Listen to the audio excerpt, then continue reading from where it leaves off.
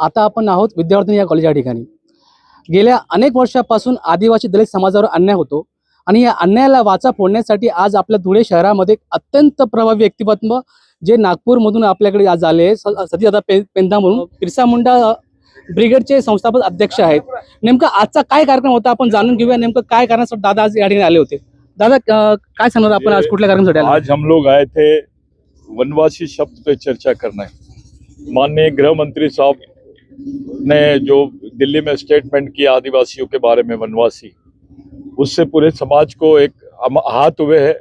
हमारी गरिमा, हमारी पहचान को ठेस लगी है, हमारे सामाजिक पहचान को ठेस लगी है। उस बात को लेकर पूरे विदर्भ नहीं पूरे देश भर में इसके दौरे चल रहे हैं। और साथों साथ जो वर्गीकरण का नया बीमारी ये लोग आदिवासियों के और दलितों के बीच में लाए हैं, उस विषय को लेकर हम लोग एक संगोष्ठी रखे। पूरे जिले से आज जो कार्यकर्ता यहाँ मौजूद हुए और उस पर हम लोगों ने अभी चर्चा की है। हम लोग इसका निषेध करते हैं वर्गीकरण का, और वर्गीकरण की जो संकल्पना है ये गैर संवैधानिक संकल्पना है। वर्गीकरण ये गैर संवैधानिक संकल्पना है। जिस प्रकार वनवासी शब्द जो है ये गैर संवैधानिक शब्द है, और ये जो लोग बोल रहे हैं कि आदिवासी संवैधानिक शब्द नहीं है, ये लोगों को भ्रमित कर रहे हैं। आदिवासी संवैधानिक शब्द था, है और रहेगा, क्योंकि प्री कॉन्स्टिट्यूशन डिबेट में डॉक्टर बाबा साहब अम्बेडकर ने जयपाल सिंह को जवाब दिया है कि मैं उन्हीं लोगों को अनुसूचित जनजाति का बोल रहा हूं जो आदिवासी है। यह अनुसूचित जनजाति की सूची जो बनाई गई है, ये वास्तविकता में आदिवासी कौन है, इस सवाल का जवाब बनाने के लिए, इसका सवाल का जवाब देने के लिए हमने वो रखा है कि आदिवासी वही है जो अनुसूचित जनजाति के लोग हैं। दादा जिस तरह से इस देश के अंदर आदिवासी समाज ये सबसे पहले आए हुए हैं, तो भी आज देश के अंदर आदिवासी समाज इतना पिछड़ा हुआ वर्ग हो चुका है, तो इस सिलसिले में आप क्या कहना चाहेंगे? सबसे बड़ी प्रॉब्लम यह है कि आदिवासियों को मेन स्ट्रीम में आने नहीं दिए, राष्ट्रीय प्रवाह का हिस्सा बनने नहीं दिए। तो वो मूल निवासी है, वो मूल मालिक है।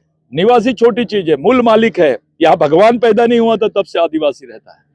आदिवासियों का इतिहास 20,000 साल पुराना है। किसी भी धर्म का इतिहास देख लीजिए आप।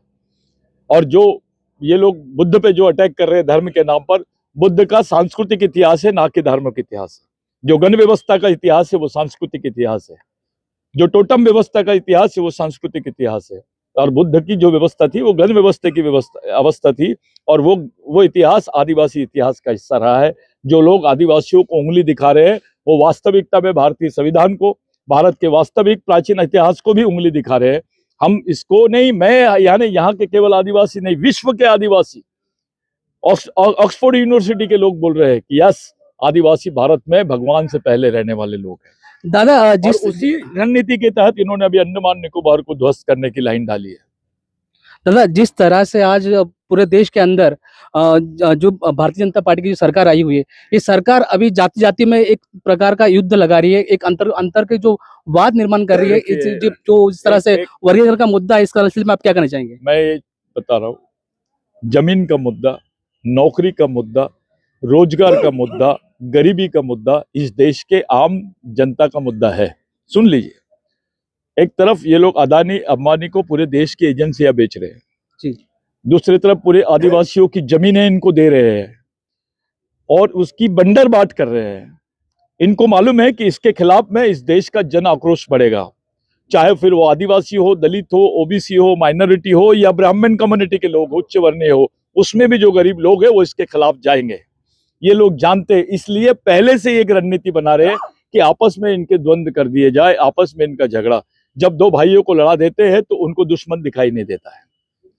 ये परिस्थिति निर्माण करने के लिए ये सब प्रक्रिया की जा रही है, और इसका उपयोग उन्होंने बहुत पहले से रणनीति के हिसाब से बनाया। ये जो वर्गीकरण वाला यूज है, हमारे जस्टिस साहब, चीफ जस्टिस गवाई साहब के भी स्टेटमेंट्स वर्गीकरण के फेवर में आए थे। लेकिन वर्गीकरण किस आधार पे है? किस टाइप का वर्गीकरण चाहते हो आप?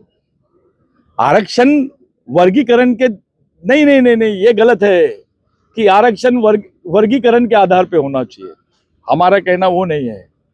वर्गीकरण जाति के आधार पे भी नहीं होना चाहिए। वर्गीकरण आपको ये मालूम होना चाहिए कि इनको कितना बैकलॉग नहीं मिला, आपको कितना अगर आप वर्गीकरण की प्रक्रिया कर रहे हो तो किसी को ना देते हुए दूसरों को देना, यानी एक को खाना खिलाना और दूसरे को भूखा मारने वाली स्थिति है।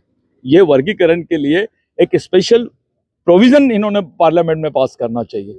वर्गीकरण के वजह से किसी का अन्याय मिटने वाला नहीं है, या किसी पे अन्याय हुआ ऐसा बोल नहीं सकते आप। सामूहिक संघर्ष यानी सामूहिक विकास हुआ है बैकवर्ड क्लास का, चाहे आदिवासी हो, दलित हो, सभी वर्गों में। जब भी आप जनता के प्रश्न, आम जनता के प्रश्नों को तुम उठाओगे, ये आपको दुश्मन के भांति देखते हैं। ये गवर्नमेंट पीपलाइजेशन यानी लोकतांत्रिक प्रक्रिया के खिलाफ में काम कर रही है।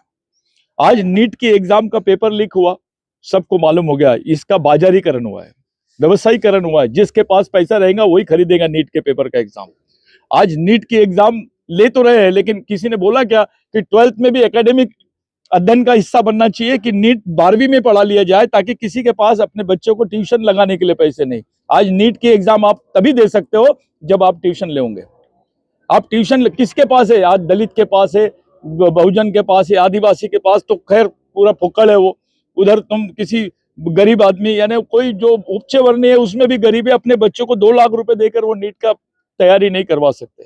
दादा, मेरा आखिरी सवाल है आपसे, आदिवासी समाज की आगे प्रगति किस तरह से होगी और उसने किस मार्ग से चलना चाहिए? देखिए भाई, आदिवासी 90% आदिवासी समाज, 90% आदिवासी समाज वो अपने पारंपरिक जल जमीन जंगल पर आधारित जीवन पर ही जिंदा है। अभी उनको मेन स्ट्रीम में लाने के लिए आपको उनकी जमीनें नहीं छीनना पड़ेगा, उनके अधिकारों को निरस्त ना करते हुए उनके अधिकारों को और उनके जो प्रावधान है, कॉन्स्टिट्यूशनल प्रावधान है, उसका इम्प्लीमेंटेशन करते हुए उनको साथ में लेना पड़ेगा। यहाँ उल्टा हो गया, जो आदिवासी को कुछ संविधान नहीं समझता है वो गैर संवैधानिक आदमी हो गया, वो एंटी नेशनल हो गया।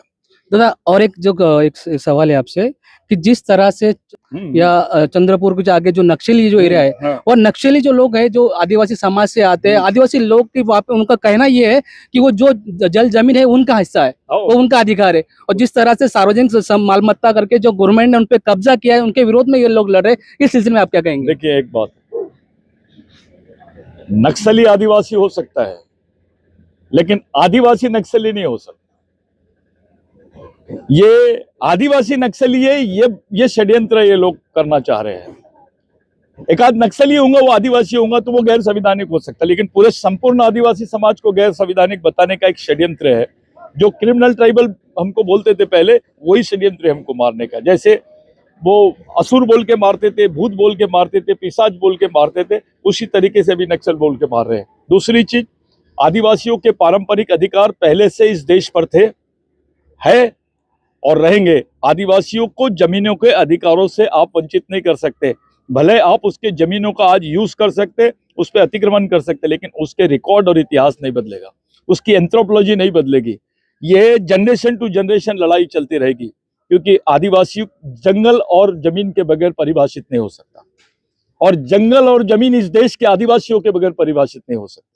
नक्कीच आपण पाहू शकता की दादांनी अतिशय सुलभ प्रमाणे या विषयावर आपण मांडणी केलेली आहे, आणि ज्या प्रकारे आदिवासी समाजाचा विकास करायचा असेल तर जल जमीन येण्यासाठी सर्वात महत्त्वाची बाब आहे, आणि एकत्रित संघटितपणे या संघर्ष करणं तितकंच महत्त्वाचं आहे असं देखील दादांनी यासाठी सांगितलं। ज्या प्रकारे वर्गणीकरणाच्या मुद्द्यावर त्यांनी काही मुद्दे उपस्थित केले, अत्यंत प्रभावी होते। मी जिंद्र सामान्याचा आवाज।